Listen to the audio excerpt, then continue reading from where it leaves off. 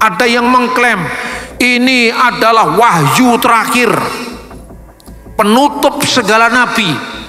Tetapi dia juga mengatakan, aku ini kut mata deslihe, penutup rasul-rasul.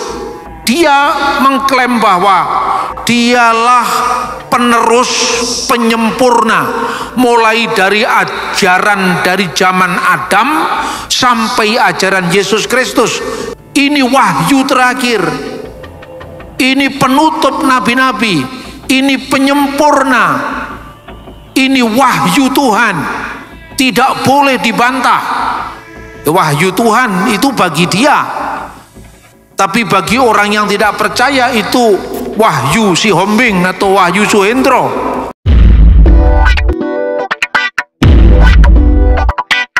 Salah satu kendala di dalam pewartaan Injil, pewartaan kabar baik kepada saudara-saudara yang di luar iman Kristen, itu adalah mengenai keilahian dari Tuhan Yesus Kristus. Terlebih-lebih banyak orang salah paham dan mengembangkan paham yang salah mengenai iman Kristen yang dilihat dari sudut pandang mereka sendiri, yang itu bukanlah mewakili atau representatif mewakili tentang iman Kristen sendiri. Misalnya ungkapan anak Allah. Mereka mengatakan bahwa kalau Allah itu punya anak, siapa bidannya? Terus saya kadang-kadang berpikir, ini yang primitif ini kita atau mereka? Karena setiap kata anak itu tidak harus berarti beranak secara fisik. Kepada orang-orang yang membawa damai, kata Yesus di dalam khotbahnya di atas bukit, mereka akan disebut anak-anak Allah. Bukan berarti orang yang membawa damai diperanakkan oleh Allah dengan istri. Begitu juga Raja Israel yang diurapi Tuhan disebut anak Allah. Ketika dunia, langit, bumi diciptakan, bintang fajar bersorak-sorai. Bintang fajar ini disebut juga anak-anak Allah, maksudnya para malaikat. Dan puncak daripada pemahaman tentang istilah anak Allah itu adalah monogenes theos, yang artinya anak tunggal Allah. Dan anak tunggal Allah itu spesifik khas, hanya berlaku bagi Yesus Kristus. Karena anak Allah itu maknanya bukan Allah beranak secara fisik, tapi maknanya Allah menyatakan diri secara final lewat firman-Nya. Maka dikatakan firman itu bersama-sama dengan Allah, dan firman itu adalah Allah. Firman yang menciptakan segala sesuatu. Maka dikatakan segala sesuatu dijadikan oleh Dia, dan tanpa Dia tidak ada sesuatu pun yang jadi dari segala yang telah dijadikan. Yohanes pasal 1 ayat 3. Itulah yang kemudian menjadi manusia. Yohanes 1 ayat 14. Dan firman itu telah menjadi manusia dan tinggal di antara kita, dan kita telah melihat kemuliaannya, yaitu kemuliaan yang diberikan kepadanya sebagai anak tunggal Bapa, penuh kasih karunia dan kebenaran. Itulah sebabnya maka Yesus disebut anak Allah yang tunggal, yang satu-satunya. Dan setiap orang yang menerima Dia maka disebut anak-anak Allah.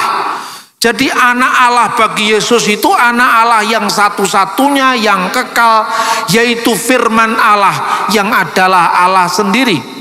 Tapi kita disebut anak-anak Allah karena kita menerima Dia sebagai anak tunggal itu.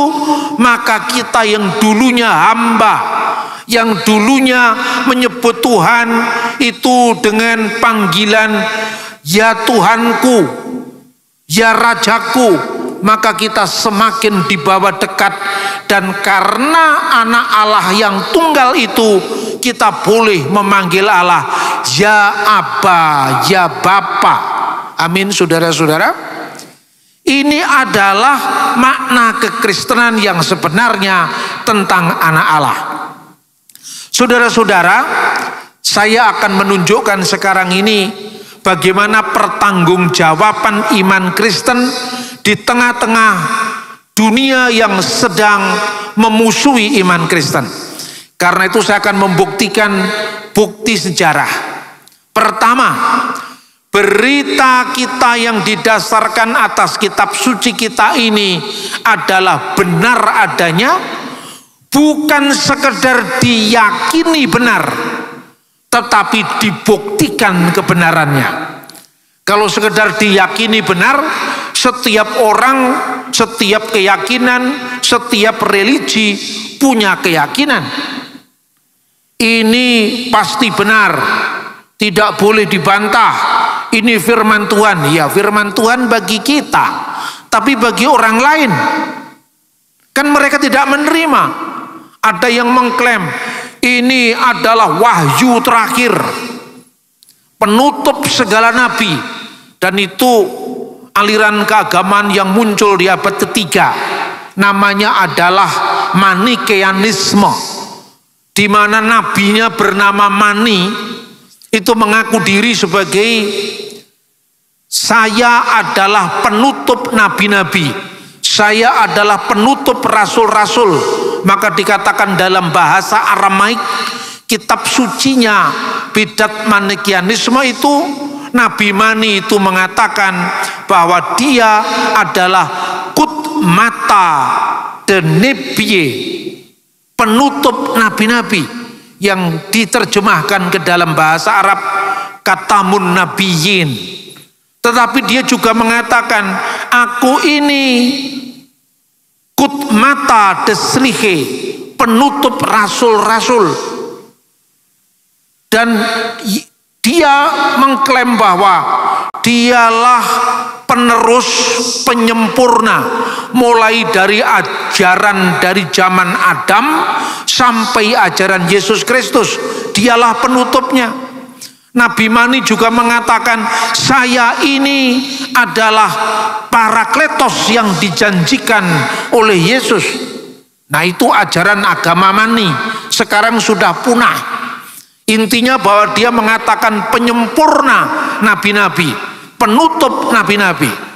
Ya, sebagai seorang Kristen kita mengatakan, ya tentu penyempurna bagi dia tentu adalah penutup nabi-nabi bagi yang meyakini. Ini sudah disebutkan dalam firman Tuhan, disebutkan dalam kitab yang diturunkan kepada Nabi Mani, membawa agama terang yang disebut Dina Nuhra. Kitabnya namanya Evangelion de Mani, abad ketiga, dia sudah punah. Ini wahyu terakhir, ini penutup nabi-nabi, ini penyempurna, ini wahyu Tuhan, tidak boleh dibantah. Wahyu Tuhan itu bagi dia, tapi bagi orang yang tidak percaya itu wahyu si Hombing atau wahyu Suhendro. Ini parameter yang tidak bisa diterapkan kepada agama lain. Alkitab tidak hanya sekedar klaim kebenaran, tapi dibuktikan kebenaran itu oleh fakta sejarah.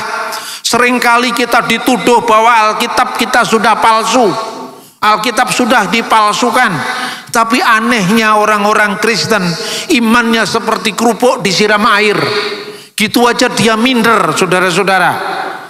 Makanya saya selalu berkhotbah di mana-mana, dan saya tidak memandang itu aliran gereja. Makanya sering saya nyanyikan, ku tak pandang dari gereja mana, asal bukan Mormon saksi Yehova.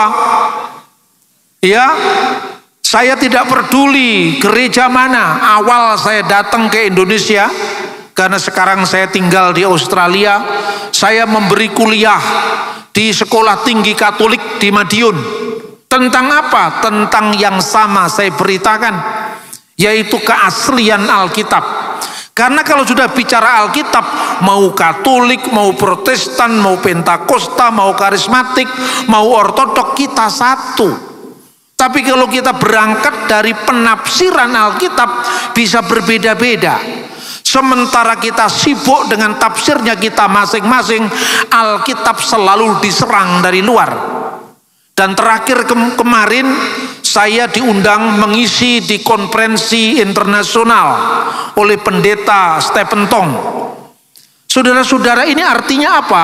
Saya beredar tidak hanya di lingkungan satu gereja, tapi saya memasuki gereja Katolik, saya sendiri dari gereja Ortodok, gereja Karismatik, gereja Protestan. Karena Indonesia membutuhkan visi baru, di mana kita harus melupakan perbedaan, memaafkan sejarah, dan menatap masa depan bersama. Sekarang kita bisa membuktikan yang dituduh palsu memiliki bukti sejarah yang usianya ribuan tahun.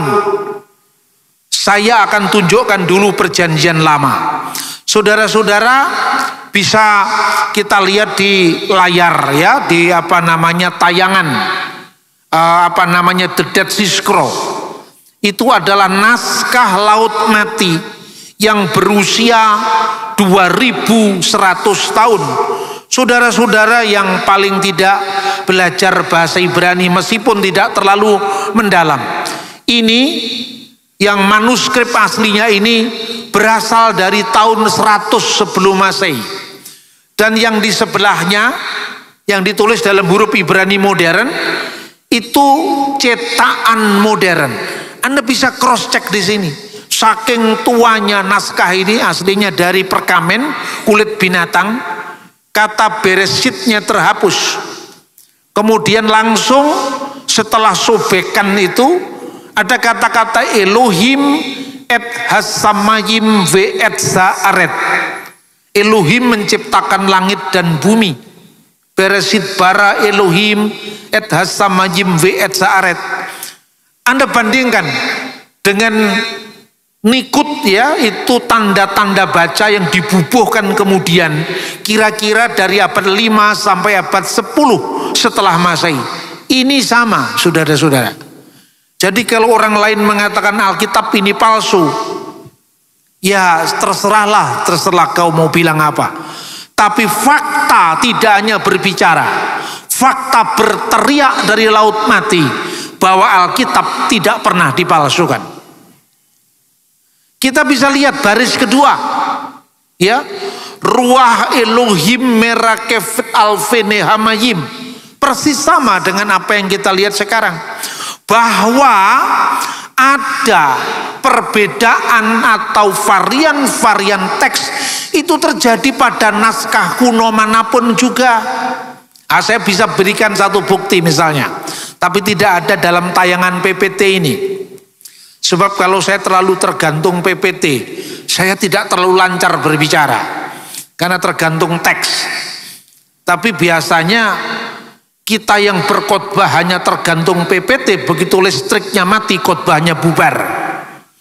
Maka firman Tuhan itu harus dihafalkan dalam setiap pelayanan kita. Bukan hanya bahasa Indonesianya, bukan hanya bahasa Inggrisnya, berbagai macam versi King James Version, NIV, American Standard Version. Begitu kita sudah membaca berbagai macam terjemahan Alkitab, kita bingung lagi diserang. Alkitab kok setiap tahun direvisi, firman Tuhan kok direvisi. Saya jawab ringan-ringan aja lah. Yang direvisi itu terjemahannya bro, aslinya nggak pernah direvisi. Bukti berikutnya adalah Alkitab yang kita punya, saudara-saudara, yang namanya Perjanjian Lama dan Perjanjian Baru. Untuk Perjanjian Baru ditolak orang Yahudi, tetapi saudara-saudara masih bisa menikmati dan mengamini ketika Perdana Menteri Netanyahu mengutip pengkhotbah. Perdana Menteri Netanyahu mengutip kitab Taurat. Padahal Netanyahu tidak percaya Yesus. Kita percaya Yesus. Kenapa kita bisa mengamini apa yang dikatakan Perdana Menteri Israel Netanyahu? Karena Alkitabnya masih sama. Meskipun tafsirannya berbeda. Jadi tafsirannya berbeda, tapi teksnya adalah teks yang sama. Saudara-saudara, ini bukti sejarah. Jadi kita dengan Yahudi satu kitab beda tafsir. Maka ketika Yohanes Paulus II datang ke Israel mengunjungi museum Alkitab di Yerusalem, siapa yang mengantarkan dia? Patriark Gereja Timur. Gereja Ortodok atau Gereja Katolik Kristus Timur itu disebut Gereja Timur. Satunya adalah kepala rabi Yahudi di Yerusalem, didampingi pejabat-pejabat pemerintah Israel. Paus sama Patriark Gereja Timur ini tentu percaya bahwa Yesus menggenapi Taurat karena dia percaya dengan 27 kitab Perjanjian Baru. Tetapi rabi Yahudi ini tidak percaya, pejabat-pejabat Israel ini belum percaya, tapi mereka sama-sama merayakan kitab suci yang sama, membaca kitab suci yang sama, yaitu Perjanjian Lama. Orang Yahudi tidak menyebut Perjanjian Lama, mereka menyebut Tanakh, singkatan dari Torah, Nebim, Ketubim. Kitab Taurat 5 kitab, yaitu Sefer Bereshit, Sefer Elishemot, Sefer Vayikra, Sefer Bamidbar, Sefer Elehadivarim. Kejadian, Keluaran, Imamat, Bilangan, Ulangan. Lalu kitab nabi-nabi terdiri dari nabi-nabi awal, Nevim, Rishonim, dan Nebim Akaronim. Nebim Akaronim terbagi menjadi nabi-nabi besar, Yesaya, Yeremia, Yehezkiel, dan 12 nabi-nabi kecil. Lalu kitab-kitab suci atau tulisan-tulisan suci lainnya yang masuk dalam Ketubim diawali dari kitab Mazmur, dan dalam urutan kita orang Kristen diakhiri dengan kitab Maleaki. Sama kitab sucinya. Pertanyaannya, kenapa Yahudi tidak bisa menerima Perjanjian Baru? Karena bagi mereka Mesias belum datang. Perjanjian Baru yang dinubuatkan oleh Yeremia dalam Yeremia pasal 31 ayat 31 sampai dengan 33, aku akan mengadakan perjanjian baru dengan umat Yehuda dan Israel, itu belum terjadi. Maka kitab sucinya masih disebut Tanakh, belum disebut Perjanjian Lama. Kenapa kita menyebut Perjanjian Lama? Karena Perjanjian Baru sudah datang. Jadi Yahudi dan Kristen itu kitab sucinya sama. Lalu masih ada orang yang menuduh Kristen membajak Tauratnya Yahudi. Membajak apa? Karena memang Kristen itu awalnya Yahudi, beda tafsir tentang Yesus. Makanya orang Parisi, kan dulu saudara-saudara, di abadnya Yesus, zamannya Yesus, Yahudi itu terdiri dari 3 sekte. Yang pertama Saduki, yang menguasai bait Allah Yerusalem, biasanya mendominasi mahkamah agama atau Sanhedrin. Dan yang kedua Parisi. Parisi ini menguasai massa rakyat yang banyak, antitesis dari kelompok Saduki. Dan yang ketiga kelompok Eseni, tidak tercatat di Perjanjian Baru tapi tercatat dalam sejarah Israel. Karena apa? Mereka sudah memisahkan diri dari bait suci Yerusalem sejak tahun 153 sebelum Masehi. Itu ada di Laut Mati. Dan orang-orang Eseni inilah yang meninggalkan bagi kita naskah-naskah Laut Mati, The Dead Sea Scroll, yang usianya lebih dari 2000 tahun. Pertanyaannya sekarang, agama mana di dunia ini yang sudah terpisah 2000 tahun Alkitabnya masih sama? Yang satunya percaya Yesus, satunya tidak percaya, Alkitabnya sama. Agama mana di dunia ini yang memiliki naskah kitab suci yang usianya lebih dari 2000 tahun? Nah, ini kalau bicara bayi data, nggak usah diputer-puter, maka tunjukkan gambarnya saja. Saudara-saudara, di antara Saduki, Parisi, Eseni, muncul satu lagi namanya Nosrim. Nosrim itu diterjemahkan dalam bahasa Arab Nasoro, pengikut Yesus orang Nazaret, ya. Jadi artinya apa? Satu Taurat banyak penghayatnya, satu Taurat banyak pengikutnya. Jadi kita dengan Parisi, dengan Saduki, dengan Eseni itu saudara satu Taurat. Orang Eseni menyebut kami ini Oseha Torah. Orang Parisi itu tidak setia pada Taurat. Kamilah yang lebih setia pada Taurat. Orang Parisinya mengklaim kami ini adalah penafsir Taurat karena kami setia pada ajaran nenek moyang kami. Orang Saduki mengatakan hanya Taurat saja yang tertulis, yang tidak tertulis adat istiadat nenek moyang kami tidak percaya. Tapi satu Taurat. Kristen dengan kedatangan Yesus, kata Rasul Paulus, Kristus itu penggenap Taurat. Amin. Ini luar biasa. Bukti dari mana? Bahkan apa yang dikatakan dalam perjanjian baru. Sekarang kita lihat manuskrip Injil berusia 2000 tahun kurang lebih. Manuskrip Injil ini bisa dibaca sampai hari ini. Bahasa Yunaninya, Yunani Koine, masih belum ada tanda baca juga. Ini kenapa kurang lebih 2000 tahun? Manuskrip ini tersimpan di Bibliotheca Bodmeriana Switzerland. Sekarang Anda bisa kunjungi. Seada anak SMP datang mau dibaptis, SMP atau SMA, gurunya itu sudah underestimate bahwa pertanyaannya anak-anak ini tidak terlalu dalam. Tapi saya mengajar terakhir sebelum dibaptis, usianya kira-kira kelas 3 SMP, SMA, ketika pelajaran agama menjelang dibaptis.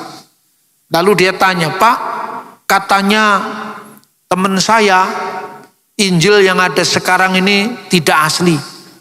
Terus saya tanya, apa buktinya Injil tidak asli?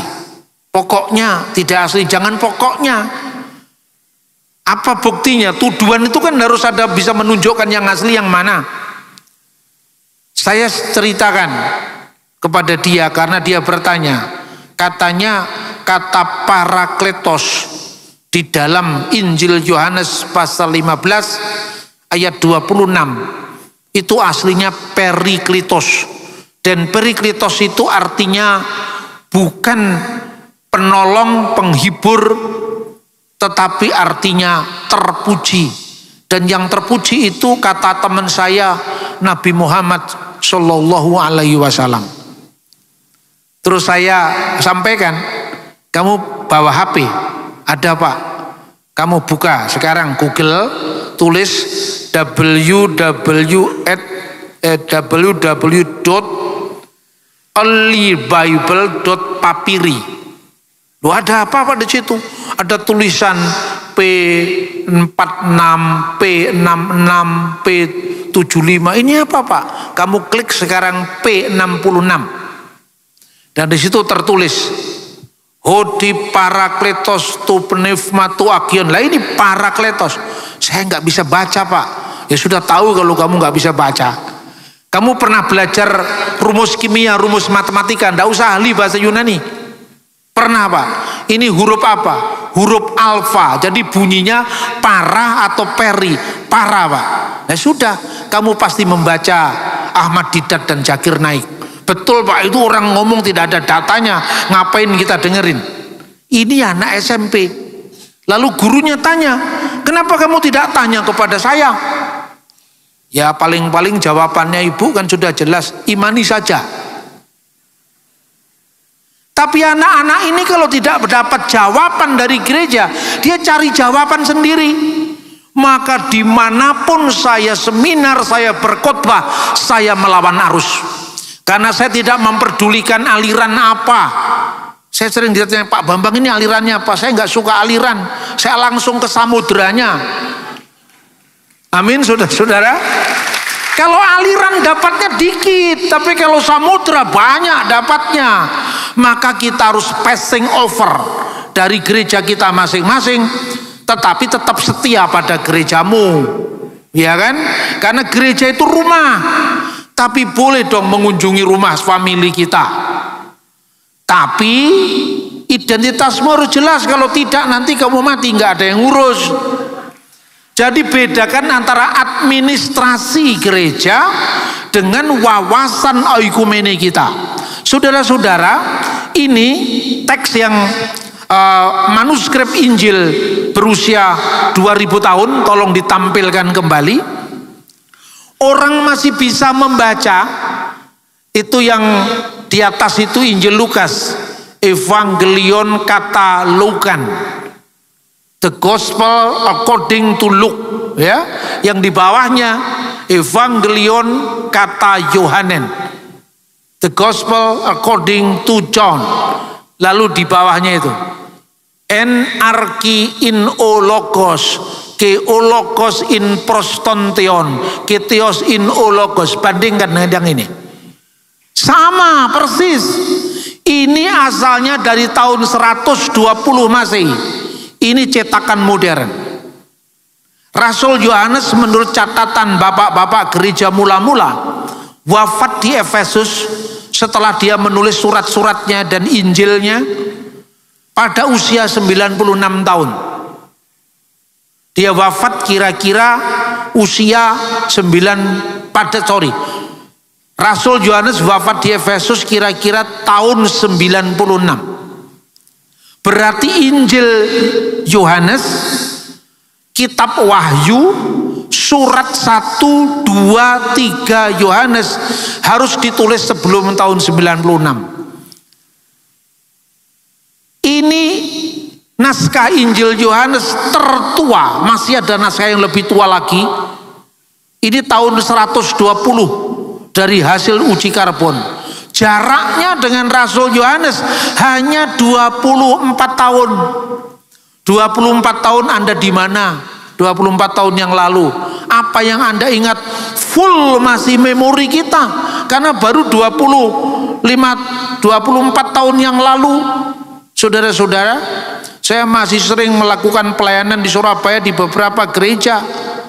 Sing nongkrong di warung kopi dekatnya Hotel Mirama. Terlalu fresh ingatan kita, hanya 24 tahun. Inilah bukti dari Injil kita. Jadi kalau ada yang mengatakan Injil kita dipalsukan, gak usah dihiraukan, langsung diajak lihat data manuskripnya. Nah saudara-saudara, itulah sebabnya saya menulis buku ini. Ya, judulnya Kitab Suci Uji Akurasi Historis dan Arkeologis. Ini tadi Anda bisa melihat kitab Kejadian yang berasal dari tahun 100 sebelum Masehi. Saya membawa buku tidak banyak. Itu di pintu gerbang utama ada buku-buku yang disediakan.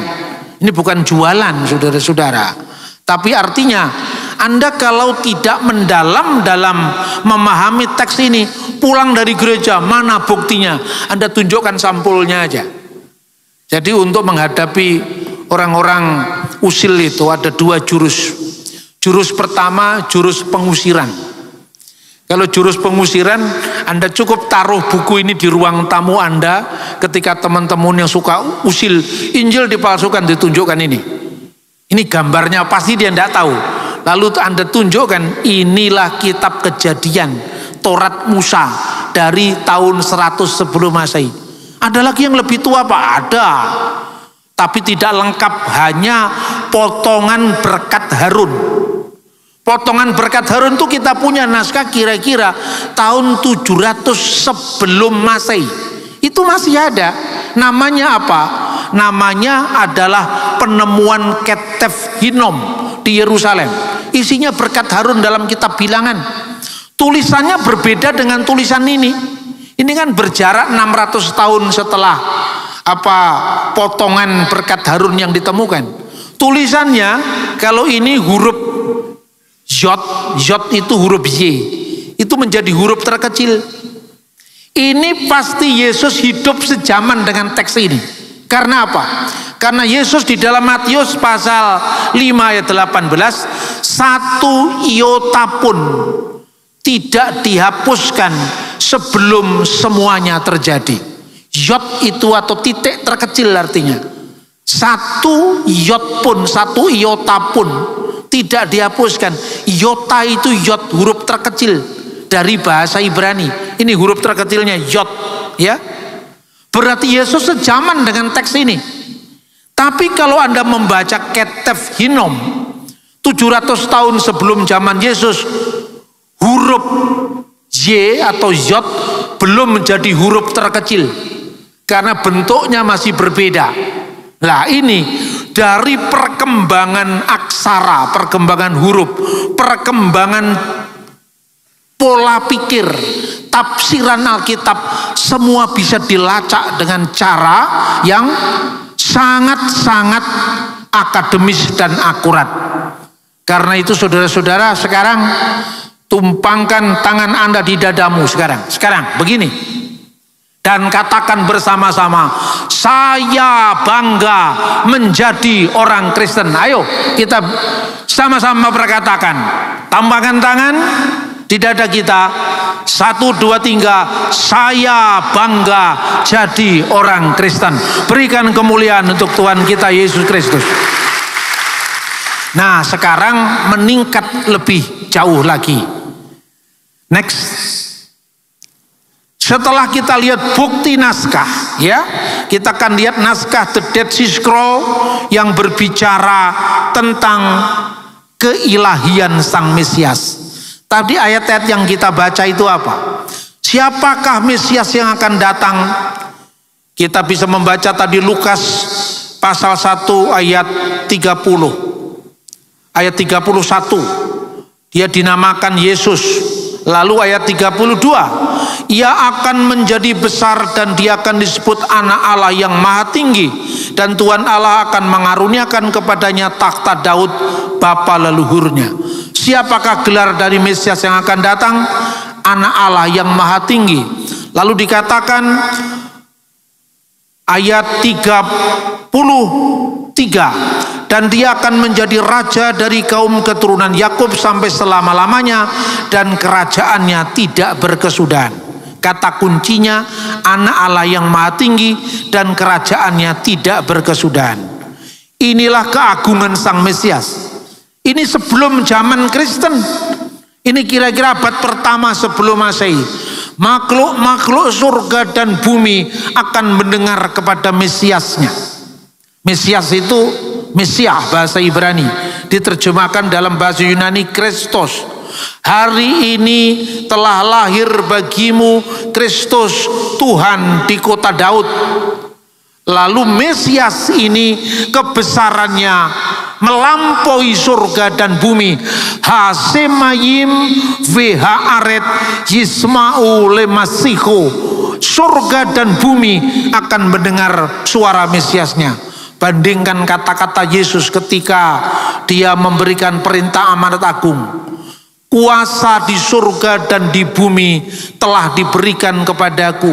Karena itu pergilah, jadikanlah semua bangsa muridku. Kuasa di surga dan di bumi telah diberikan kepadaku. Nah sekarang orang bertanya, kenapa Kristen percaya Yesus itu anak Allah? Yahudi aja nggak percaya. Itu kan biasanya jalan salib diludahi, makanya mainnya yang jauh. Saya jawaban dengan ringan aja, yang meludahi jalan salib sudah ditangkap. Gitu aja heboh. Kalau bicara itu bicara teksnya, jangan fenomena.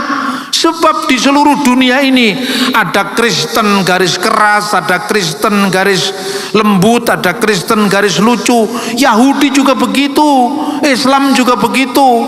Tapi ketika bicara tentang suatu komunitas agama harus merujuk langsung pada kitab sucinya, jangan pada opini orang. Mesias punya kebesaran atas langit dan bumi. Kita lanjutkan naskah Qumran yang berikutnya. Next. Nah ini naskah yang ditemukan. Jadi kolom kedua 4 itu gua keempat. Karena naskah Qumran itu terdiri dari 11 gua yang ditemukan tahun 1947 dan tahun 2017 ditemukan gua ke-12. Isinya hampir 60% Alkitab Perjanjian Lama. Perhatikan baris kedua, ini ditulis dalam bahasa Aram huruf Ibrani. Bereh di el yetamar ubar elyon yikroneh. Dia akan disebut putra Allah dan mereka akan memanggilnya putra yang maha tinggi. Cocok dengan Injil Lukas pasal 1 ayat 33 dan 35. Yesus disebut sebagai anak yang kau lahirkan akan disebut kudus, yaitu anak Allah. Disebut anak Allah yang maha tinggi. Ini Yahudi yang lebih tua dari Yahudi sekarang. Yahudi yang ada sekarang ini namanya Yahudi Rabbinik. Ini adalah satu-satunya kelompok Yahudi yang masih bertahan sampai zaman modern. Jadi Yahudi itu tidak satu. Ini kelompok Rabbinik ini kira-kira seperti ini. Sejarahnya panjang. Tapi kira-kira dipersingkat begini. Tahun 70 Masehi, tepatnya tanggal 9 bulan Ab, bulan Ibrani, paralel dengan 5 Agustus tahun 70 Masehi, Bait Allah dihancurkan. Sebelum Bait Allah dihancurkan, ada seorang rabi Yahudi yang sangat populer waktu itu, namanya Yohanan ben Zakkai. Dia tahu kalau Bait Allah akan dihancurkan, maka dia minta damai kepada Roma. Diutuslah Rabi Eliezer ben Hirkanus untuk melobi pihak Roma. Diterimalah lobi itu oleh jenderal yang memimpin perang saat itu, yaitu Vespasianus. Lalu setelah diterima, maka kepala rabi ini datang ke Yerusalem, datang ke kemahnya Roma yang mau menghancurkan Bait Allah. Dia mengucapkan kata-kata seperti ini. Selama lak malka, salam bagimu wahai raja. Lalu Vespasian mengatakan, ada 2 kesalahan kamu wahai rabi. Kesalahan pertama, kamu menyebut aku raja, padahal aku bukanlah raja. Mengapa dia sangat takut disebut raja? Karena sangat sensitif saat itu untuk ada raja selain kaisar. Tidak ada raja selain kaisar. Yang kedua, kalau kamu mengakui aku sebagai raja, kenapa kamu baru datang sekarang? Ketika kedua belah pihak sudah sama-sama korbannya sangat banyak, kenapa kamu baru datang? Lalu dia katakan, memang engkau raja wahai jenderal, tapi raja di masa depan, tidak untuk sekarang. Ini tercatat dalam Mishnah Talmud Yahudi. Lalu di tengah-tengah mereka sedang bercakap-cakap, tiba-tiba utusan Roma datang dan mengatakan, tabik wahai jenderal, bergegas bersiaplah, karena kaisar sudah wafat dan senat memilihmu sebagai pengganti kaisar yang baru. Lalu kaget dia mengatakan, kalau gitu nubuatmu benar wahai rabi, sekarang mintalah apa yang kamu mau. Lalu rabi itu mengatakan begini, kalau ada tempayan berisi madu dan ada ular yang ada di dalam tempayan itu, kenapa engkau tidak mengambil tongkat, mengeluarkan ular itu dari tempayan, lalu membunuhnya di luar tempayan itu tanpa merusak tempayannya? Saya tahu keinginanmu supaya Bait Allah tidak dihancurkan.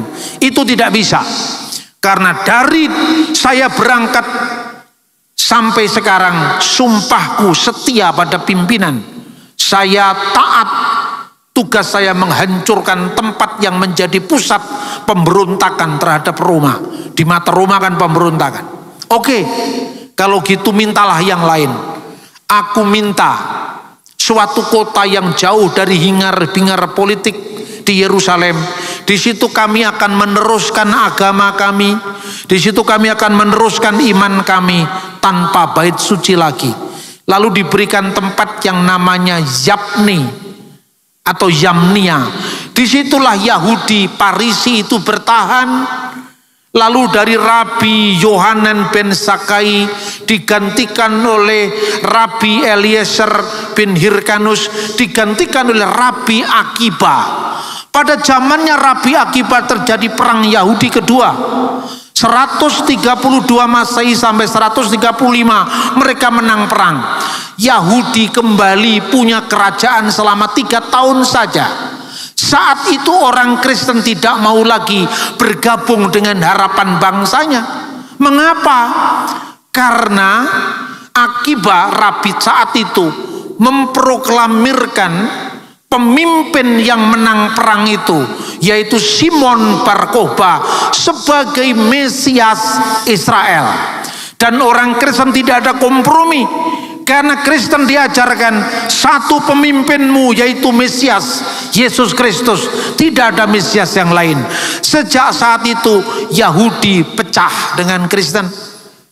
Lalu Yahudi Parisi ini mengutuk orang Saduki, mengutuk orang Eseni, termasuk mengutuk orang Kristen. Itulah awalnya perpecahan gereja dengan Yahudi. Jadi baca sejarah yang komplit, baru kita bisa berkomentar. Nah itu saudara-saudara, makanya soal Yahudi tidak percaya Yesus, jangan marah. Jawab saja, masih dalam proses. Sejarah belum selesai, ya. Sejarah masih berlangsung. Kita tidak boleh mengutuk Israel. Saya selalu mengatakan kita harus memberkati Israel. Sekalipun mereka belum menerima keselamatan dari Kristus. Makanya kemarin saya menegur anak muda. Dia terpengaruh dengan medsos, menyebut Israel Israel. Sekalipun itu gurauan tidak boleh. Karena gurauan yang bernada kutukan adalah kutukan juga. Yang memberi nama Israel itu Tuhan sendiri kepada Yakub. Betapa berharganya nama itu, sampai-sampai orang Yahudi jangan makan daging di sendi pangkal paha. Memperingati apa? Memperingati peristiwa Yakub. Nah saudara-saudara, itu kira-kira yang bisa kita tekankan di dalam konteks hubungan Yahudi dan Kristen. Sekarang kesimpulan, kalau begitu keilahian Yesus itu dari awal memang merupakan nubuatan, dan dibuktikan orang Eseni yang meninggalkan The Dead Sea Scroll itu usianya lebih tua dari Yahudi sekarang yang menolak Yesus. Karena Eseni dari tahun 100 sebelum Masehi, Yahudi yang sekarang ini hasil pengembangan dari abad ke abad. Ada juga pergeseran tafsir, tapi kitabnya tidak pernah berubah. Kitabnya tetap sama, tapi tafsirannya yang berbeda. Bagi Kristen, kebenaran iman kita tentang Yesus tidak tergantung Yahudi menerima atau tidak. Tidak tergantung Islam menerima atau tidak. Jangan demi toleransi iman kita dikorbankan. Kebenarannya untuk Yesus adalah Tuhan perjanjian baru. Kita lihat sekarang yang terakhir, bagaimana perbandingan bagan ya antara Yesus yang sepenuhnya Allah sebagai firman Allah dan sepenuhnya manusia. Firman itu adalah Allah. Yohanes 1 ayat 1. Itulah dasar ketika orang Kristen mengatakan Yesus itu my God, dalam makna in the beginning was the word and the word was with God and the word was God. Yohanes 1 ayat 1. Tetapi ketika orang Kristen mengatakan Yesus sepenuhnya manusia, lihat firman itu telah menjadi manusia. Yohanes 1 ayat 14. Tidak pernah dikatakan setengah manusia, sepenuhnya manusia. dalam keadaannya sebagai firman Allah yang walaupun dalam rupa Allah. Filipi pasal 2 ayat 6. Sebaliknya dalam keadaannya manusia, Filipi 2 ayat 7. Keskemati auritis os anthropos, dan dalam keadaannya sebagai manusia.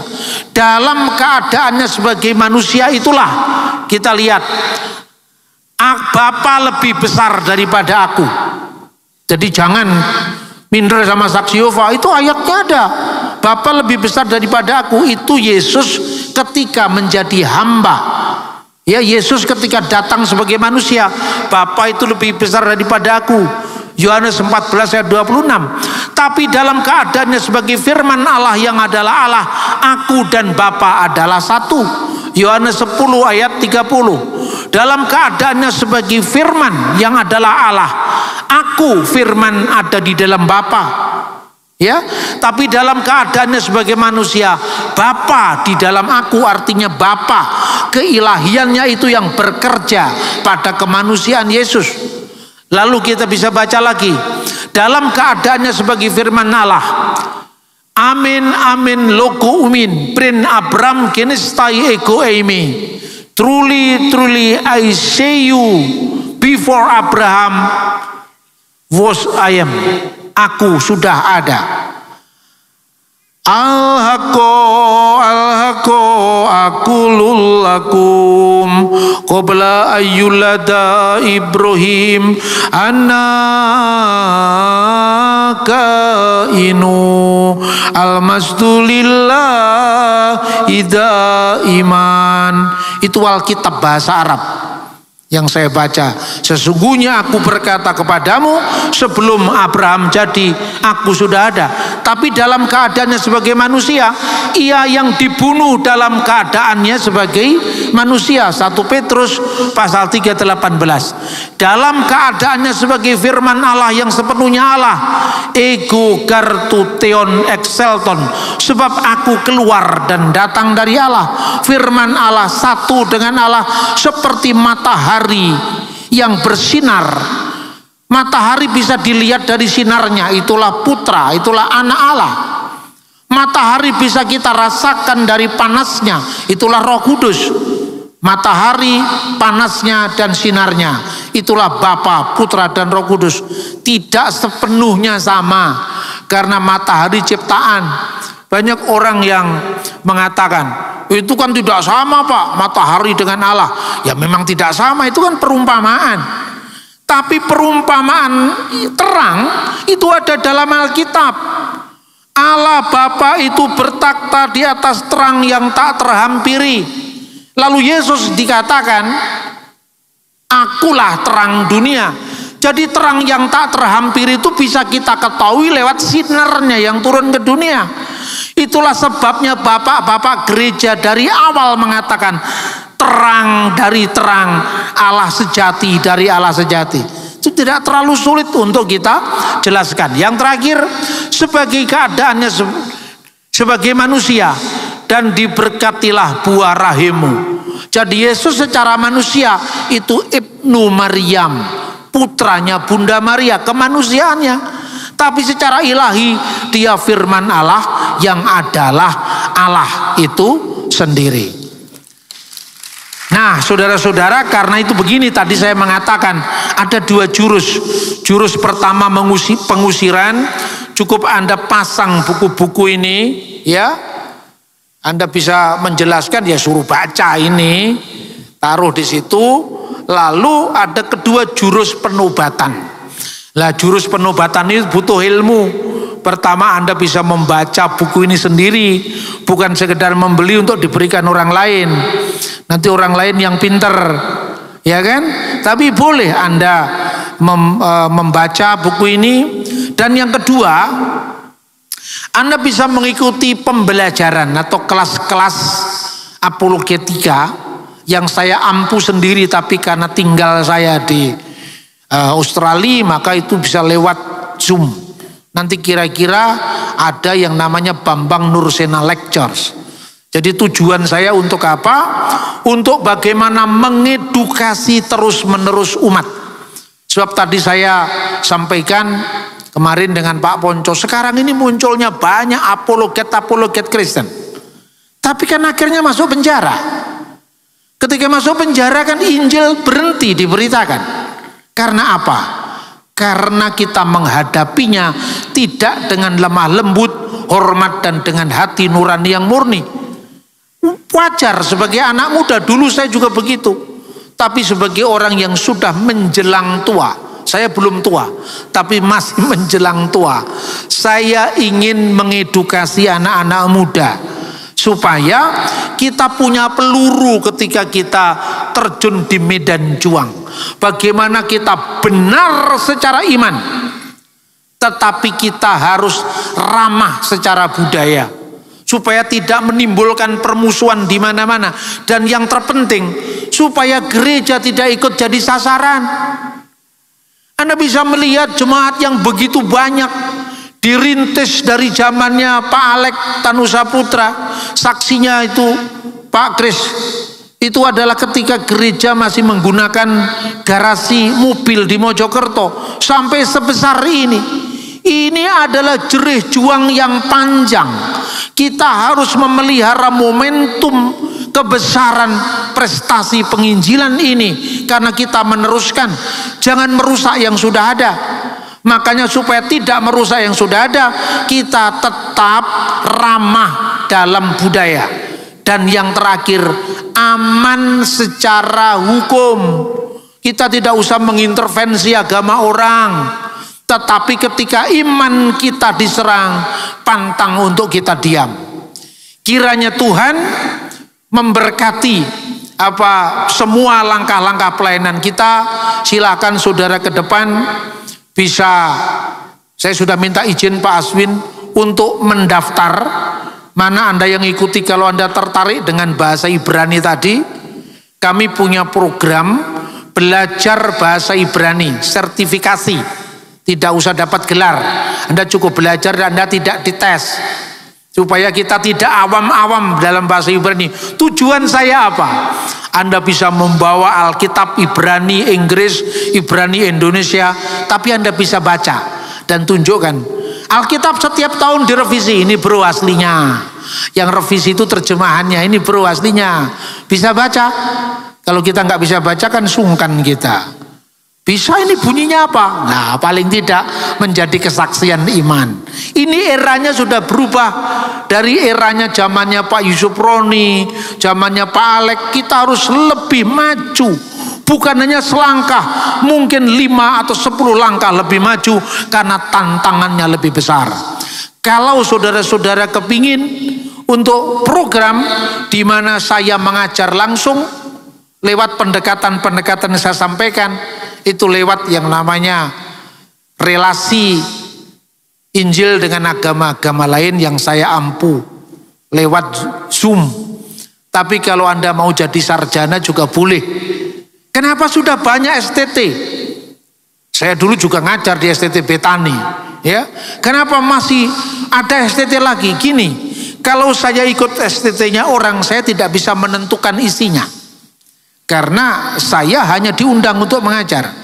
Tapi kalau sekolah kita 100% saya yang mendesain bagaimana caranya belajar bahasa Ibrani paling cepat. Karena banyak lulusan STT belajar bahasa Ibrani seperti minder. Kita bisa lakukan itu dengan pendekatan-pendekatan baru. Akhirnya apa? Akhirnya apa yang kita lakukan bukan mengusik yang sudah ada, tapi melengkapi yang belum ada, menjangkau yang belum terjangkau, agar nama Tuhan dipermuliakan dan kerajaannya datang. Tuhan memberkati kita. Haleluya. Terima kasih saudaraku sudah mendengarkan hambanya Bapak Dr. Bambang Norsena. Jika ada pertanyaan atau pernyataan silahkan isi di kolom komentar ya. Selanjutnya mari kita perdalam keilahian Yesus Kristus yang kekal. Ada banyak bukti yang mengungkapkan bahwa Yesus memiliki keilahian, yaitu 1. Yesus menyatakan dirinya sebagai Tuhan dalam Perjanjian Lama. 2. Yesus menyatakan sebagai Mesias. 3. Yesus menerima penyembahan. 4. Otoritas perkataan-perkataan Yesus. 5. Yesus memerintahkan berdoa dalam namanya. Mari kita ulas lebih lengkap. 1. Yesus menyatakan diri sebagai Tuhan. Dalam Perjanjian Lama, Tuhan menyatakan namanya kepada umatnya. Dalam bahasa Indonesia ditulis sebagai Tuhan, kata Tuhan dengan huruf besar semua.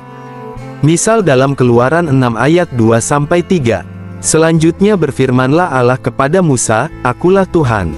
Aku telah menampakkan diri kepada Abraham, Ishak dan Yakub sebagai Allah yang Maha Kuasa, tetapi dengan namaku Tuhan aku belum menyatakan diri." Orang Yahudi menganggap nama Tuhan begitu suci, sehingga mereka tidak berani mengucapkannya. Tuhan adalah pencemburu, yang tidak akan membagikan nama maupun kemuliaannya kepada yang lain. Yesaya menulis, "Beginilah firman Tuhan, Raja dan Penebus Israel, Tuhan semesta alam, akulah yang terdahulu dan akulah yang terkemudian, tidak ada Allah selain daripadaku." Yesaya 44 ayat 6. Aku ini Tuhan, itulah namaku, aku tidak akan memberikan kemuliaanku kepada yang lain atau kemasyhuranku kepada patung. Yesaya 42 ayat 8. Aku tidak akan memberikan kemuliaanku kepada yang lain. Yesaya 48 ayat 11. Tuhan tidak akan membagikan nama, hormat dan kemuliaannya kepada yang lain. Yang menarik adalah perkataan-perkataan Yesus dan tindakan-tindakannya membuat orang Yahudi abad pertama mengambil batu menuduh Yesus menghujat menyamakan dirinya dengan Tuhan. Beberapa perkataan Yesus yang menarik dipelajari. 1. Yesus mengatakan, "Akulah gembala yang baik," Yohanes 10 ayat 11, sedangkan Perjanjian Lama mengatakan, "Tuhan adalah gembalaku," Mazmur 23 ayat 1. 2. Yesus menyatakan Dia adalah hakim atas segala bangsa, Yohanes 5 ayat 27, Matius 25 ayat 31. Perjanjian Lama mengatakan Tuhan adalah hakim segala bangsa, Yul 3 ayat 12. 3. Yesus mengatakan, "Akulah terang dunia," Yohanes 8 ayat 12. Perjanjian Lama mengatakan, Tuhan akan menjadi penerang abadi bagimu, Yesaya 60 ayat 19. 4. Yesus berdoa kepada Bapa untuk berbagi kemuliaan kekalnya, oleh sebab itu, "Ya Bapa, permuliakanlah aku padamu sendiri dengan kemuliaan yang kumiliki di hadiratmu sebelum dunia ada," Yohanes 17 ayat 5. 5. Yesus mengatakan Dia adalah yang pertama dan yang akhir, Wahyu 1 ayat 17, sama seperti Tuhan dalam Perjanjian Lama, Yesaya 44 ayat 6. Pernyataan keilahian Yesus sangat jelas di Yohanes 8 ayat 58. "Aku berkata kepadamu, sesungguhnya sebelum Abraham jadi, aku telah ada," Yohanes 8 ayat 58. Orang Yahudi tanpa ragu-ragu mengerti maksud perkataan ini. Mereka tahu bahwa Yesus tidak hanya menyatakan keberadaannya sebelum Abraham, tetapi Yesus juga menyatakan sama dengan Tuhan. Ini menyebabkan mereka mengambil batu hendak melempari Yesus. Dalam beberapa peristiwa Yesus menyatakan dirinya sama dengan Tuhan dengan cara yang lain, misal dalam memberikan pengampunan dosa, suatu pekerjaan yang hanya bisa dilakukan Tuhan. Dalam Markus 2 ayat 10-11, Yesus melakukan mujizat sekaligus memberikan pengampunan dosa. "Tetapi supaya kamu tahu, bahwa di dunia ini Anak Manusia berkuasa mengampuni dosa." Yesus juga menyatakan bahwa Dia mempunyai kuasa kehidupan, kuasa yang hanya dimiliki Tuhan saja. Sebab sama seperti Bapa membangkitkan orang-orang mati dan menghidupkannya, demikian juga Anak menghidupkan barang siapa yang dikehendakinya. Yohanes 5 ayat 21. "Aku berkata kepadamu, sesungguhnya saatnya akan tiba dan sudah tiba, bahwa orang-orang mati akan mendengar suara Anak Allah, dan mereka yang mendengarnya, akan hidup." Yohanes 5 ayat 25. Yesus mengatakan bahwa supaya semua orang menghormati Anak sama seperti mereka menghormati Bapa, Yohanes 5 ayat 23. Dalam kategori yang sama Yesus mendorong murid-muridnya, "Percayalah kepada Allah, percayalah juga kepadaku," Yohanes 14 ayat 1. Yesus tanpa meninggalkan keraguan, menyatakan dirinya sejajar dengan Allah. 2. Pernyataan Yesus sebagai Mesias yang dijanjikan. Perjanjian Lama memberikan janji kedatangan Mesias. Mesias berarti yang diurapi, seseorang yang diurapi Tuhan untuk melakukan penggenapan rencana keselamatan bagi umat manusia. Perjanjian Lama memberikan gambaran keilahian Mesias.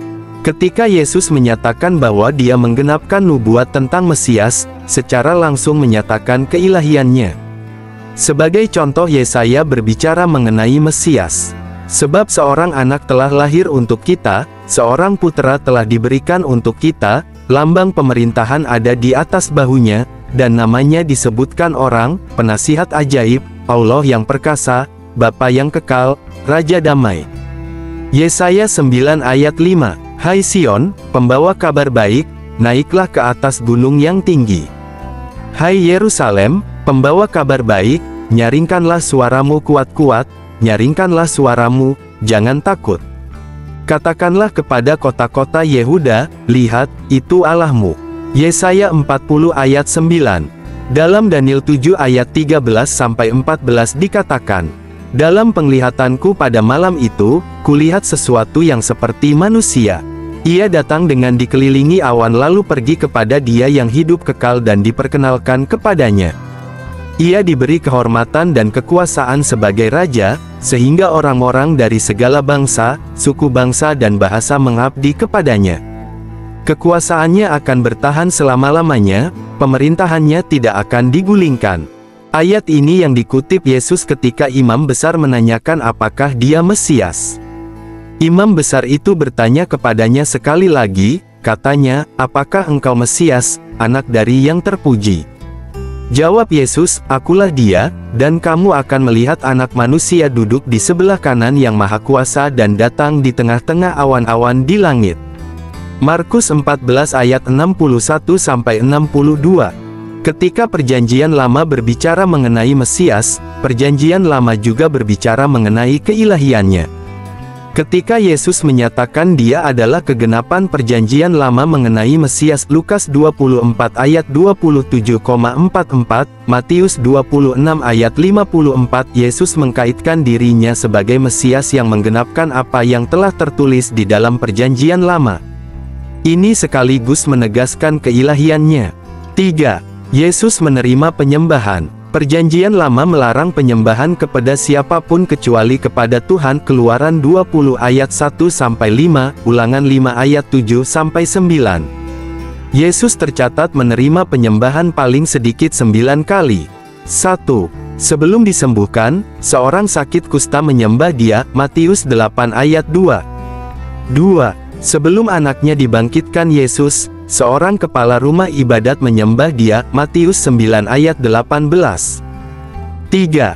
Setelah Yesus melakukan mujizat berjalan di atas air, orang-orang yang berada di dalam perahu menyembah Dia, Matius 14 ayat 33. 4. Sebelum anaknya yang kerasukan setan disembuhkan, seorang perempuan Kanaan menyembah Dia, Matius 15 ayat 25. 5. Sebelum seorang kerasukan setan disembuhkan, ia menyembah Yesus, Markus 5 ayat 6. 6.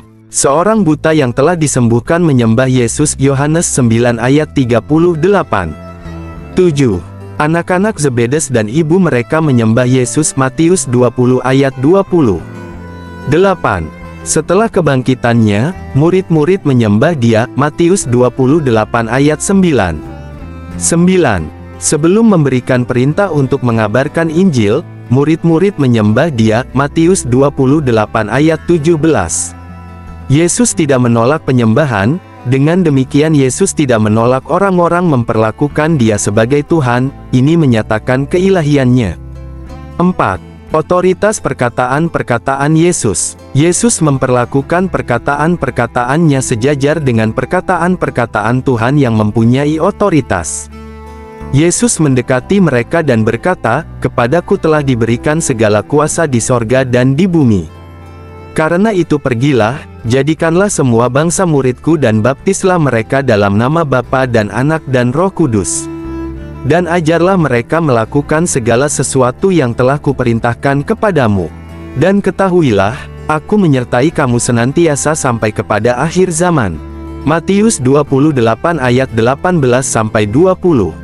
Tuhan telah memberikan 10 perintah Allah kepada Musa, tetapi Yesus menambahkan, "Aku memberikan perintah baru kepada kamu, yaitu supaya kamu saling mengasihi." Yohanes 13 ayat 34. Yesus memperlakukan perkataan-perkataannya sebagai perkataan yang kekal, "Langit dan bumi akan berlalu, tetapi perkataanku tidak akan berlalu." Matius 24 ayat 35. Berbicara kepada yang menolak Dia, Yesus berkata, "Barang siapa menolak Aku, dan tidak menerima perkataanku, ia sudah ada hakimnya, yaitu firman yang telah kukatakan, itulah yang akan menjadi hakimnya pada akhir zaman." Yohanes 12 ayat 48. Yesus mengakui mempunyai segala kuasa di sorga dan di bumi. Yesus memperlakukan perkataannya sejajar dengan firman Tuhan, perkataannya kekal, perkataannya akan menjadikan hakim. Siapakah yang berani melakukan hal ini kecuali Tuhan sendiri? Jelas-jelas Yesus menyatakan dirinya sebagai Tuhan. 5. Yesus memerintahkan berdoa dalam namanya. Yesus tidak hanya memerintahkan supaya manusia percaya kepada Dia, Yohanes 14 ayat 1, dan taat pada perintahnya, Yohanes 14 ayat 15, tetapi juga berdoa di dalam nama Yesus. "Apa juga yang kamu minta dalam namaku, Aku akan melakukannya." Yohanes 14 ayat 13. "Jika kamu meminta sesuatu kepadaku dalam namaku, Aku akan melakukannya." Yohanes 14 ayat 14. "Jikalau kamu tinggal di dalam Aku dan firman-Ku tinggal di dalam kamu, mintalah apa saja yang kamu kehendaki, dan kamu akan menerimanya." Yohanes 15 ayat 7. Yesus juga menegaskan, "Tidak ada seorang pun yang datang kepada Bapa, kalau tidak melalui Aku." Yohanes 14 ayat 6. Manusia manakah yang bisa dan berani menyatakan diri menjadi pengantara manusia dengan Tuhan? Hanya Yesus yang bisa dan berani menyatakan, karena Dia adalah Tuhan yang menjelma menjadi manusia. Selain itu, keilahian Yesus Kristus dibuktikan dalam beberapa hal.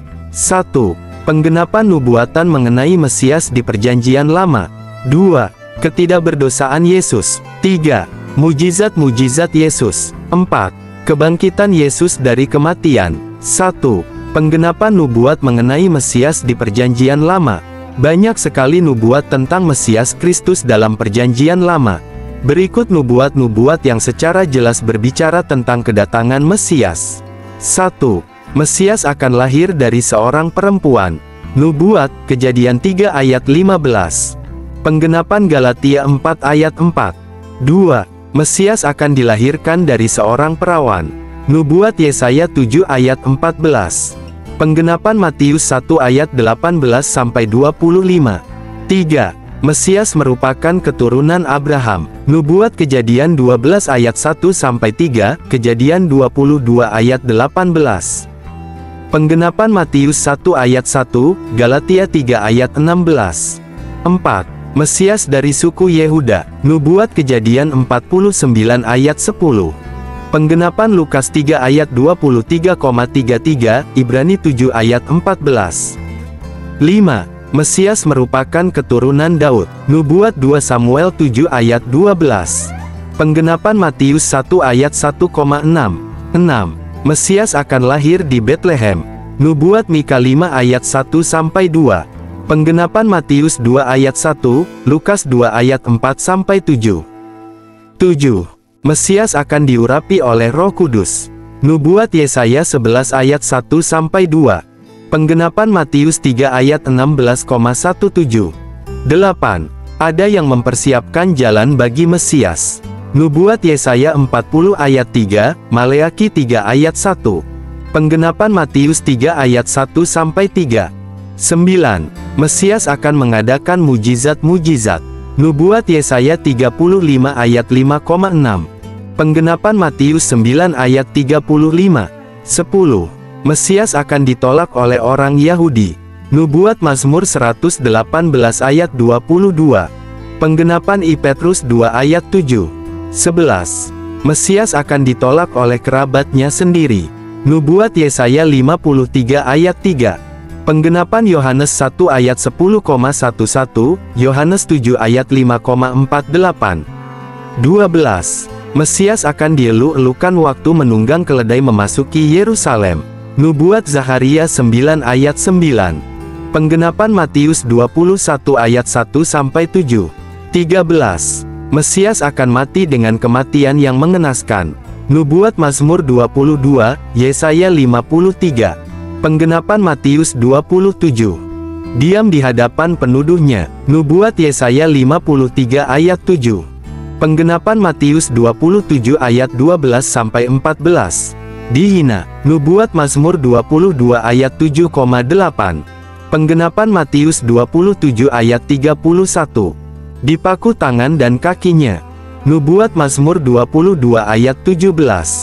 Penggenapan Lukas 23 ayat 33. Disalib di antara penjahat-penjahat. Nubuat Yesaya 53 ayat 12. Penggenapan Matius 27 ayat 38. Lambungnya ditikam. Nubuat Zakaria 12 ayat 10. Penggenapan Yohanes 19 ayat 34. Tak ada tulang yang dipatahkan. Nubuat Keluaran 12 ayat 46. Penggenapan Yohanes 19 ayat 36. Jubahnya akan diundi. Nubuat Mazmur 22 ayat 18. Penggenapan Yohanes 19 ayat 23,24. Mesias menderita karena dosa kita. Nubuat Yesaya 53 ayat 5-6. Penggenapan 1 Petrus 2 ayat 24. 14. Mesias akan bangkit dari kematian. Nubuat Mazmur 16 ayat 10. Penggenapan Kisah Para Rasul 2 ayat 31, Markus 16 ayat 6. 15. Mesias akan duduk di sebelah kanan Allah Bapa. Nubuat Mazmur 110 ayat 1. Penggenapan, Ibrani 1 ayat 3. Nubuat-nubuat ini ditulis ratusan tahun sebelum Yesus lahir ke dalam dunia.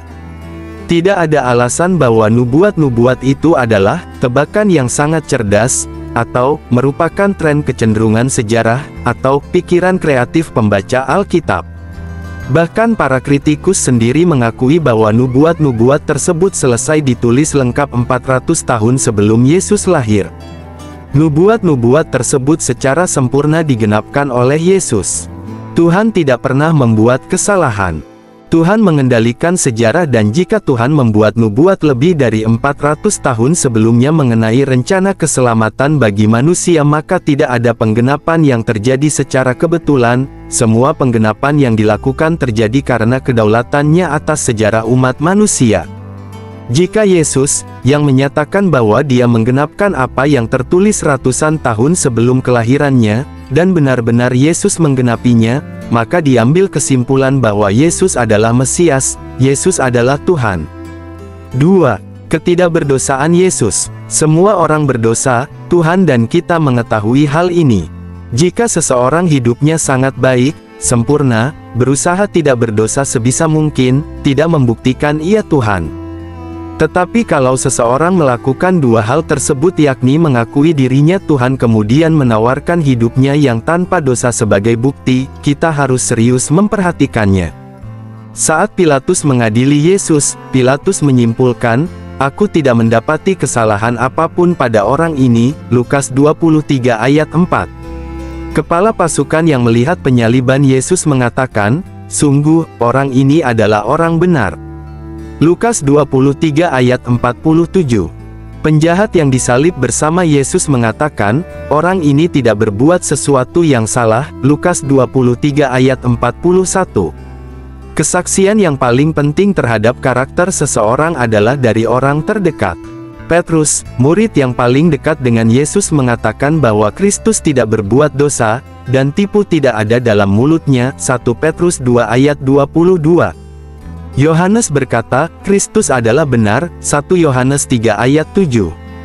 Rasul Paulus mengatakan dia tidak mengenal dosa. 2 Korintus 5 ayat 21. Penulis kitab Ibrani berkata, ia telah dicobai, hanya tidak berbuat dosa. Ibrani 4 ayat 15. Yesus sendiri memberikan tantangan kepada lawan-lawannya, siapakah di antaramu yang membuktikan bahwa aku berbuat dosa? Yohanes 8 ayat 46. Yesus menyatakan dirinya Tuhan dan membuktikannya dengan kehidupannya yang tanpa dosa, memberikan kesimpulan bahwa Yesus benar-benar Tuhan. 3. Mujizat-mujizat Yesus. Hidup Yesus penuh mujizat sejak awal dia berada di bumi. Dia lahir dari seorang perawan, Matius 1 ayat 18,20-21, Yesus mengubah air menjadi anggur, Yohanes 2 ayat 1-11 berjalan di atas air, Matius 14 ayat 25, melipat gandakan roti, Yohanes 6 ayat 11 memelekkan mata orang buta, Yohanes 9 ayat 7, membuat orang lumpuh bisa berjalan, Markus 2 ayat 1-12 mengusir setan, Markus 5 ayat 1-20, menyembuhkan berbagai penyakit, Matius 9 ayat 35, dan beberapa kali membangkitkan orang dari kematian, Matius 9 ayat 23-26, Lukas 7 ayat 11-17, Yohanes 11 ayat 38-44. Ketika murid-murid Yohanes Pembaptis menanyakan kepadanya apakah dia Mesias, Yesus menjawab mujizatnya sebagai bukti bahwa dia Mesias. Pergilah dan katakanlah kepada Yohanes apa yang kamu dengar dan kamu lihat, orang buta melihat, orang lumpuh berjalan, orang kusta menjadi tahir, orang tuli mendengar, orang mati dibangkitkan dan kepada orang miskin diberitakan kabar baik. Matius 11 ayat 4,5. Mujizat-mujizat seperti ini merupakan tanda adanya persetujuan Tuhan kepada orang yang melakukan mujizat. Mujizat-mujizat ini merupakan penggenapan dari apa yang ditulis Yesaya 700 tahun sebelum Yesus lahir ke bumi. Pada waktu itu mata orang-orang buta akan dicelikkan, dan telinga orang-orang tuli akan dibuka. Pada waktu itu orang lumpuh akan melompat seperti rusa, dan mulut orang bisu akan bersorak-sorai. Yesaya 35 ayat 5,6 adalah seorang Farisi yang bernama Nikodemus, seorang pemimpin agama Yahudi. Ia datang pada waktu malam kepada Yesus dan berkata, "Rabi, kami tahu bahwa engkau datang sebagai guru yang diutus Allah, sebab tidak ada seorang pun yang dapat mengadakan tanda-tanda yang engkau adakan itu, jika Allah tidak menyertainya." Yohanes 3 ayat 1-2. Pada waktu Yesus dibaptis, muncul suatu suara dari sorga, "Inilah anakku yang kukasihi, kepadanyalah aku berkenan." Matius 3 ayat 17. Ini merupakan tanda dukungan Allah Bapa terhadap pekerjaan dan keilahian Yesus. Mujizat adalah suatu bentuk konfirmasi persetujuan ilahi atas suatu kebenaran pekerjaan yang dikerjakan seseorang yang diutus Tuhan. Mujizat yang dihubungkan dengan pernyataan Yesus tentang keilahian dirinya, mengkonfirmasi bahwa dia benar-benar Tuhan. 4. Kebangkitan Yesus dari kematian. Hanya Tuhan yang memberi kehidupan. Ulangan 32 ayat 39, 1 Samuel 2 ayat 6. Di sini kebangkitan Yesus dari kematian merupakan bukti adanya persetujuan dari Tuhan terhadap siapa yang diutusnya. Perjanjian Lama dan Yesus sendiri menubuatkan kebangkitannya. Mazmur 16 atau 10 berbicara tentang kebangkitan Mesias. Perjanjian Lama menubuatkan bahwa 1. Mesias akan datang dan mati, Yesaya 53, Mazmur 22. 2. Mesias akan memerintah selamanya, Yesaya 9 ayat 6, Daniel 2 ayat 44. Wajah mata berkedip. Satu-satunya jalan supaya Mesias bisa memenuhi keduanya adalah mati kemudian bangkit. Yesus sejak awal pelayanannya telah menubuatkan kebangkitannya sendiri. Yohanes 2 ayat 19,21. Setelah pengakuan Petrus bahwa Yesus adalah Mesias, Yesus berkata, "Anak manusia harus menanggung banyak penderitaan dan ditolak oleh tua-tua, imam-imam kepala dan ahli-ahli Taurat, lalu dibunuh dan bangkit sesudah 3 hari." Markus 8 ayat 31. Yesus mengulangi perkataan ini saat dalam perjalanan melewati Galilea, Markus 9 ayat 30-31, dan dalam perjalanan ke Yerusalem, Markus 10 ayat 32-34. Yesus juga mengatakan, "Aku memberikan nyawaku untuk menerimanya kembali. Tidak seorang pun mengambilnya daripadaku, melainkan aku memberikannya menurut kehendakku sendiri. Aku berkuasa memberikannya dan berkuasa mengambilnya kembali." Yohanes 10 ayat 18. Kematian dan kebangkitan Yesus. 1. Kehilangan besar darah menyebabkan Yesus mati. Dia mempunyai 5 luka dan berada di atas kayu salib mulai jam 9 pagi, Markus 15 ayat 25, hingga jam 3 sore, Markus 15 ayat 42. 2. Yesus menyerahkan nyawanya, Yohanes 19 ayat 30. 3. Ketika lambungnya ditusuk tombak keluar darah dan air, Yohanes 19 ayat 34. Secara medis membuktikan bahwa Yesus sudah mati. 4. Tentara Roma yang berpengalaman dalam menangani kematian menyatakan Yesus mati, Yohanes 19 ayat 33. 5. Pilatus memastikan bahwa Yesus mati sebelum diserahkan mayatnya ke Yusuf dari Arimatea. Markus 15 ayat 42-47. 6. Mayat Yesus dikapani dengan kain lenan dan dibubuhi dengan rempah-rempah menurut adat orang Yahudi bila menguburkan mayat. Yohanes 19 ayat 40. 7. Hari Minggu kubur Yesus kosong, Yesus telah bangkit, Matius 28, Markus 16, Lukas 24, Yohanes 20,21. 8. Penampakan Yesus setelah kebangkitan. Kepada Maria Magdalena, Markus 16 ayat 9, Yohanes 20 ayat 11-14. Kepada perempuan sekembalinya dari kubur, Matius 28 ayat 9,10. Kepada Petrus, Lukas 24 ayat 34, 1 Korintus 15 ayat 5. Kepada murid-murid di Emmaus, Lukas 24 ayat 13-32. Kepada rasul-rasul kecuali Thomas, Lukas 24 ayat 36-43, Yohanes 20 ayat 19-24.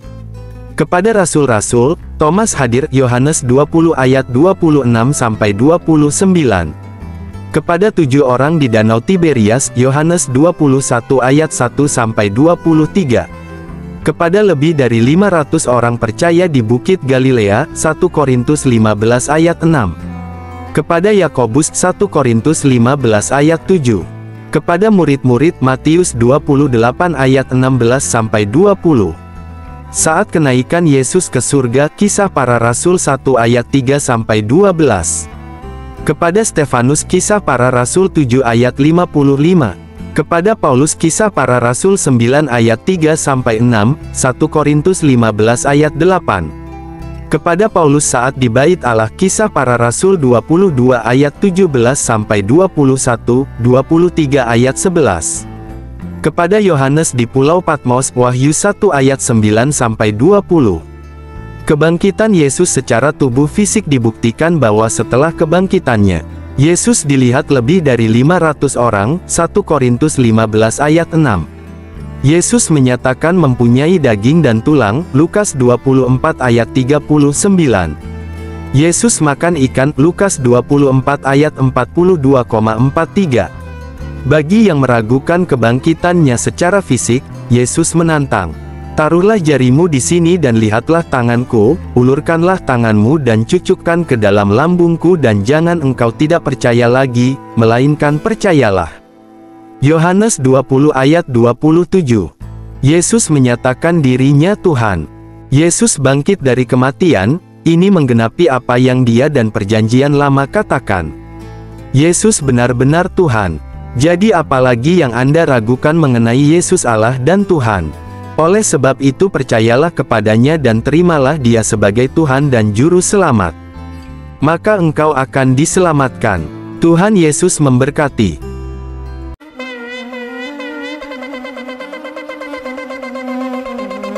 Joy to the world, the Lord is come. Let earth